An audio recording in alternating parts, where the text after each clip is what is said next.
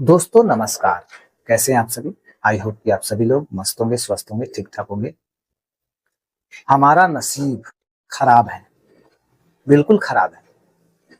इस बात की चिंता हमें हमेशा लगी रहती है। हम सोचते रहते हैं कि आखिर मेरा नसीब क्यों खराब है। ये नसीब आखिर लिखा किसने, यही सवाल हमारे मन मस्तिष्क में चलते रहता है, क्योंकि ये छप गया है। हम इस सवाल से बाहर नहीं निकल पाते हैं, क्योंकि हमें हमेशा अपने जीवन में शिकायत होती है कि मेरा नसीब खराब है। 98 99% लोग लगभग में यही कहते हैं कि मेरा नसीब खराब है, मेरी किस्मत खराब है। तो नसीब को लेके लोग हाथ पे हाथ रख के बैठ भी जाते हैं।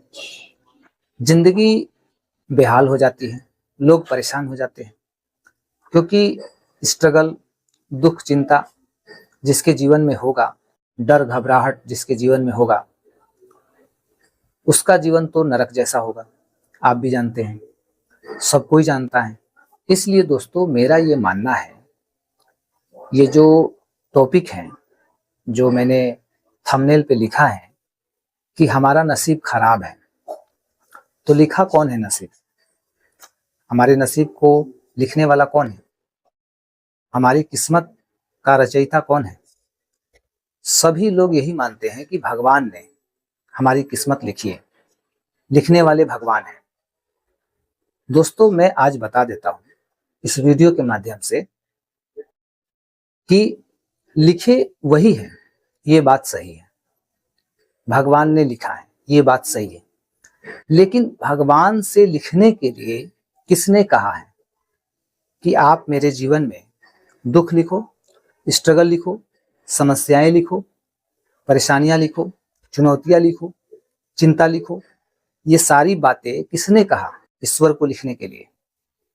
ईश्वर अपनी मर्जी से नहीं लिखे, बल्कि हमने ये बात उनसे कहा है।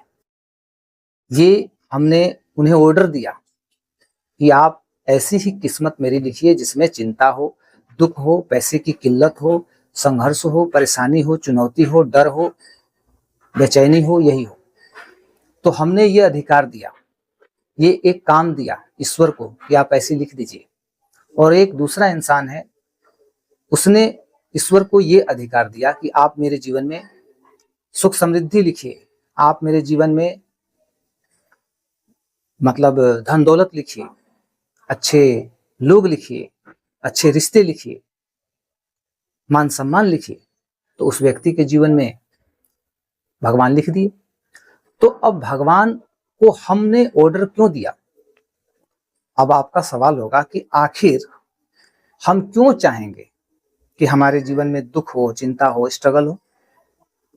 हम भी तो चाहेंगे कि हमारे जीवन में सुख समृद्धि हो, धन दौलत हो, अमीरी हो, लाइफ स्टाइल हो। तो क्यों हम परमात्मा को कहेंगे? आपको यहाँ पे थोड़ा सा अजीब लग रहा होगा सुन के कि आप क्या बात कर रहे हैं सर। ऐसा भला कोई व्यक्ति चाहेगा जो अपने जीवन में भगवान से ये कहेगा, उन्हें ऑर्डर देगा कि आप मेरे जीवन में स्ट्रगल लिख दो, दुख लिख दो, चिंता लिख दो?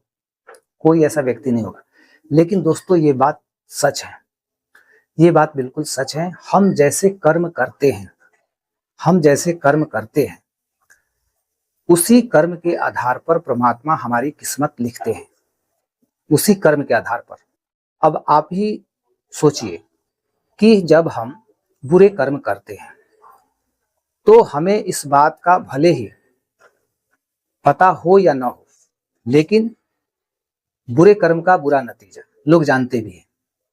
तो बुरा जब हम कर्म करते हैं, चूंकि उस समय हम जब बुरे कर्म करते हैं तो उस समय हमें ये फील होता है कि हम अच्छा कर रहे हैं, बट वो क्या होता है, वो बुरा होता है, वो गलत होता है। तो गलत गलत होता है। तो हम जाने में या अनजाने में, जानबूझकर या अनजाने में, हम जो भी कर्म बनाते हैं उसका प्रारब्ध बनता है, उसका फल मिलता है। तो हमने ऐसी मतलब बहुत सारी, हम अपने जीवन में हम बहुत सारी ऐसी गलती करते हैं ऐसे कर्म बना लेते हैं जिसके परिणाम स्वरूप हमें दुख, चिंता, स्ट्रगल, गरीबी, यही सब देखने के लिए मिलता है। तो जब हमारे कर्म बुरे हो जाते हैं तो भगवान तो वही लिखेंगे जो आपने किसी को दिया है। यदि एक व्यक्ति किसी की हेल्प करता है तो भगवान उसके नसीब में 10 लोग ऐसे भेज देंगे जो उस व्यक्ति की हेल्प करेगा। जैसा उसने दिया वैसा भगवान ने उसके नसीब में लिखा। और हम क्या करते हैं, किसी व्यक्ति को परेशान करते हैं, उसे धोखा देते हैं, उसके साथ छल करते हैं, मन में छल कपट है, जलन है, तो फिर भगवान उसी तरह के व्यक्ति, उसी तरह की समस्याएं, उसी तरह की परिस्थिति हमारे जीवन में क्रिएट करते हैं या दे देते हैं, और फिर हम उससे परेशान होते हैं। तो वही चीज वो लिख देते हैं। तो अब आप बताइए कि हमने जैसे कर्म बनाए उसी के आधार पर परमात्मा ने लिखा। यानी इसको हम ऐसे भी कह सकते हैं कि परमात्मा ने क्या लिखा, सबसे पहले तो हमने उस कर्म को किया, तो हमने किया का मतलब हमने ही लिखा। यदि हम अच्छा करते तो अच्छा लिखा जाता, बुरा किए इसलिए बुरा लिखा गया। तो उस कर्म को करने के बाद, यानी कर्म करने के बाद अपने नसीब को हमने स्वयं लिख दिया, हमने स्वयं लिख दिया। तो हम अपना नसीब खुद बनाते हैं, खुद बिगाड़ते हैं। हमारा नसीब हमारे हाथ में है कि हमें अच्छा बनाना है या बुरा बनाना है। यदि हमारी सोच गंदी है, हमारी नीयत अच्छी नहीं है, हम लोगों के साथ अच्छा व्यवहार नहीं करते हैं, हम हमेशा किसी को देख के हमें जलन होती है, क्रोध आता है, किसी को देखना पसंद नहीं करते हैं, बस हम अपने स्वार्थ पूर्ति में रहते हैं, अपने आप में खोए रहते हैं, अपना भला चाहते हैं, किसी का भला नहीं चाहते हैं। किसी का कुछ भी हो जाए उससे हमें कोई मतलब नहीं, लेकिन मेरा भला हो जाना चाहिए, मेरे घर में सब कुछ आ जाना चाहिए, मेरा मतलब मेरे जीवन में सुख समृद्धि आ जाए। तो जब हम सिर्फ और सिर्फ अपने स्वार्थ की सोचते हैं ना, तब हम यूनिवर्स के सिस्टम से बहुत दूर चले जाते हैं। परमात्मा का जो एनर्जी है, उस एनर्जी से हम दूर चले जाते हैं। हमारी एनर्जी और ईश्वर की एनर्जी मैच नहीं करती है, क्योंकि काफी दूर हो जाती है। क्योंकि एक तरफ परमात्मा की पॉजिटिव एनर्जी है और एक तरफ हमारी नेगेटिव एनर्जी क्रिएट होती है, तो वो अलाइन नहीं करती, क्योंकि माइनस प्लस हो जाता है। माइनस प्लस अलाइन नहीं करेगा। जब परमात्मा की पॉजिटिव एनर्जी और आप जब पॉजिटिव एनर्जी क्रिएट करेंगे, रिलीज करेंगे, तो परमात्मा की एनर्जी और आपकी एनर्जी अलाइन करती है, यानी मिलती है। तो जैसे ही वो मिलती है तो फिर उस समय आप जो भी सोच रहे होते हैं, सपने देख रहे होते हैं, आप जो भी चीज मांग रहे होते हैं यूनिवर्स से, ईश्वर से, तो वो चीजें आपको ईश्वर देते हैं। उसका योग बनता है, समय आता है, अपॉर्चुनिटी मिलता है, ऑटोमेटिकली चीजें आपके जीवन में आने लगती है। तो ये क्या है, यूनिवर्स का सिस्टम है, कर्मों का खेल है, और हम अपना नसीब अपने ही हाथों से लिखते हैं, क्योंकि हमारा नसीब हमारे हाथ में है। हम जैसे कर्म करेंगे वैसा लिख दिया जाएगा ईश्वर के कलम से। तो आज से हमें इस वीडियो के माध्यम से ये समझना है दोस्तों कि इस दुख, चिंता, परेशानी, बेचैनी, घबराहट, डर का मुख्य कारण यही है कि हमारा नसीब खराब है। बट वो नसीब लिखने वाला ईश्वर नहीं है, हम स्वयं हैं। ईश्वर तो मतलब एक तरह से कहा जाए, ईश्वर तो निमित्त है। यहां पर ईश्वर को निमित्त बनाया गया। समझ रहे ना बात? आपने जो किया बस उसी को वो अपने हिसाब से लिख देते हैं। तो ईश्वर निमित्त है, ईश्वर के द्वारा वो किया जा रहा है। बट एक्चुअल में असली रियल डायरेक्टर जो हैं, आप अपने भविष्य के, आप अपने नसीब के ओरिजिनल डायरेक्टर ईश्वर नहीं है। ईश्वर नहीं है, आप अपने भविष्य के, अपने नसीब के ओरिजिनल डायरेक्टर आप स्वयं हैं। ईश्वर तो निमित्त है। तो फिर दोस्तों, इस वीडियो के माध्यम से अब हम आज से एक हमें संकल्प लेना है कि मुझे आज से अच्छे कर्म करने हैं, लोगों के साथ अच्छा व्यवहार करना है, लोगों के बारे में गलत नहीं सोचना है, किसी का भला करना है। कोई प्यासा है, भाई पानी पिला दो प्रेम से। किसी को हेल्प चाहिए, यदि हमारे पास पैसे हैं, पैसे से यदि मतलब उस इंसान के जीवन में कुछ पैसे की कमी है, क्योंकि ये भौतिक संसार है, पैसा सर्वे सर्वा है, तो यदि हमारे पास है तो कुछ पैसे दान दे देने में, सेवा कर देने में, कि चलो ये मैंने सेवा किया उस व्यक्ति का, ऐसा कर देने से हमारा क्या बिगड़ जाएगा? क्योंकि लोग ये सोचते हैं कि हमारा कुछ ना कुछ बिगड़ जाएगा, मतलब हम 10 रुपये किसी को दे देंगे तो हमारा 10 रुपया चला जाएगा, लोग ये सोचते हैं। लेकिन एक्चुअल में जो रियलिटी है वो मैं आपको बताता हूँ। लोग ये सोचते हैं कि 10 रुपया दिए, 10 रुपया का नुकसान हो गया, लेकिन लोगों को ये नहीं पता है कि यूनिवर्स का क्या गेम है, कि आप जितना दीजिएगा उसका डबल आपको मिलेगा। आप किसी को दुख देते हैं ना, तो उसका डबल दुख आपको मिलता है रिटर्न में। तो आप 10 रुपये किसी को देते हैं, किसी को 10 रुपये का कुछ खिला दिए, तो आपको 20 रुपये का, मतलब 20 रुपये का फायदा आगे चल के होगा। आप इन सब चीजों को, मतलब लोग जो है ना, इन सब चीजों पे बात नहीं करना चाहते हैं, सुनना नहीं चाहते हैं, ये सब बात पसंद नहीं करते हैं। लोगों को लगता है कि ये सब फालतू बात है, इससे कुछ नहीं होता है, सिर्फ और सिर्फ दिखावा है, कहने की बात है। लेकिन यही रियलिटी है, यही सच्चाई है।